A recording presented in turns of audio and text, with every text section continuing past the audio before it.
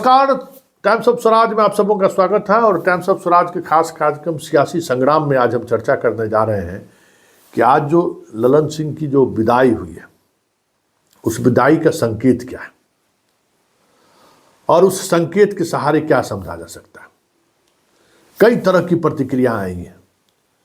कई विधायकों से भी हमारी बात हुई है, जदयू के विधायकों से भी बात हुई है, जो एडमिनिस्ट्रेशन में जो लोग हैं उनसे भी हमारी बात हुई है, जो नीतीश के आसपास के पदाधिकारी हैं उनसे भी हमारी बात हुई है। और उस बातचीत का लब्बो लबाब यही है कि जिस तरीके से प्रशासन शासन नीतीश के हाथों से बाहर हो गया है, कहीं आने वाले दिनों में कहीं पार्टी ने उनके हाथ से बाहर चला जाए।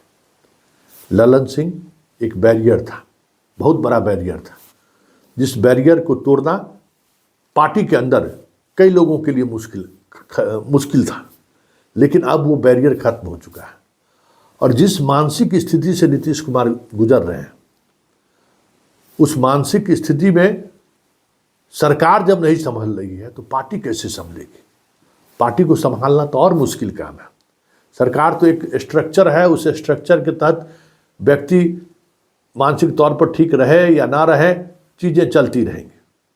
जैसे आपको जानकारी दे दें कि बिहार की चीफ सेक्रेटरी लंबी छुट्टी पर चले गए विवेक सिंह को चार्ज देके। वजह क्या है कि दीपक कुमार अपनी मनमर्जी चला रहे हैं। बहुत सारी ऐसी फाइलें जो चीफ सेक्रेटरी के जानकारी के बाद निकलनी चाहिए थी, दीपक कुमार अंदर से निकलवा दे रहे हैं। चीफ सेक्रेटरी को बाद में मालूम होता है कि इस तरीके का निर्णय हो गया है। तो स्वाभाविक तौर पे ये अगर स्थिति है तो आप समझ जाइए कि किस अराजकता की तरफ पूरा प्रशासनिक महकमा बढ़ चला है कि एक व्यक्ति के इर्द गिर्द सारी चीज़ें घूम रही हैं।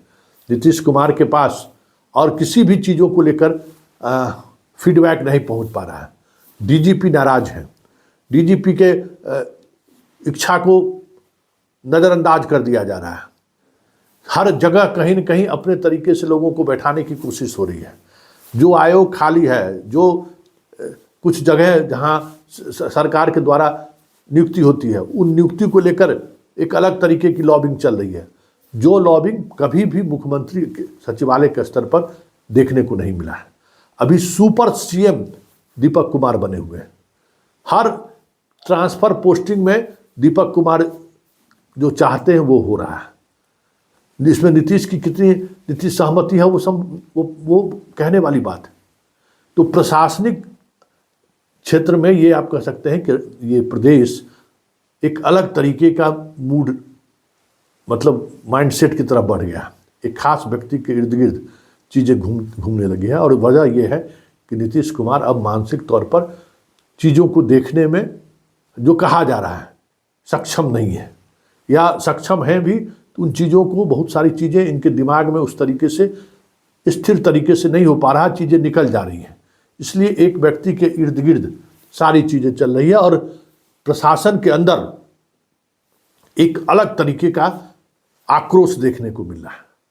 प्रशासनिक लेवल पर आप देख लीजिए, ये अराजकता की स्थिति फैलती जा रही है। और इस तरीके के सोच रखने वाले लोगों का कहना है कि अब नीतीश कुमार के राष्ट्रीय अध्यक्ष बनने के बाद पार्टी पर जो एक पकड़ थी, चाहे वो उसके कारण नाराजगी जो भी हो, उसके वजह से जो चीज़ें नहीं हो पा रही हो, लेकिन अब जब ललन सिंह हटे हैं, नीतीश कुमार के हाथ में पार्टी है, तो आने वाले समय में जो खास लोग हैं जो नीतीश के इर्द गिर्द घूमने वाले हैं, वो पार्टी के लेवल पर भी कई ऐसे फैसले ले ले जिसकी जानकारी नीतीश को ना हो पाए। ये भी संभावना जताई जा रही है। और ये भी संभावनाएं जताई जा रही है कि आने वाले समय में इनकी पूरी पार्टी इनके हाथ से निकल जाए तो कोई बड़ी बात नहीं होगी, क्योंकि ये सब कुछ जो हो रहा है उसके पीछे जो दिमाग काम कर रहा है, जो लोग कह रहे हैं, वो दिमाग संघ और बीजेपी का दिमाग काम कर रहा है कि नीतीश कुमार को अपने पहले सरकार का कंट्रोल हाथ से बाहर निकल गया, अब पार्टी का कंट्रोल हाथ से बाहर निकल देना है कि 2024 का चुनाव आते आते वो किसी भी हैसियत में ना दिखाई दे। मतलब हम सीधे तौर पे उनको खारिज भी नहीं कर रहे हैं, सीधे तौर पर उनके आइडेंटिटी पर भी हम सवाल नहीं खड़ा कर रहे हैं, लेकिन परिस्थिति ऐसा बना देना है कि सब कुछ उसके हाथ से निकल जाए।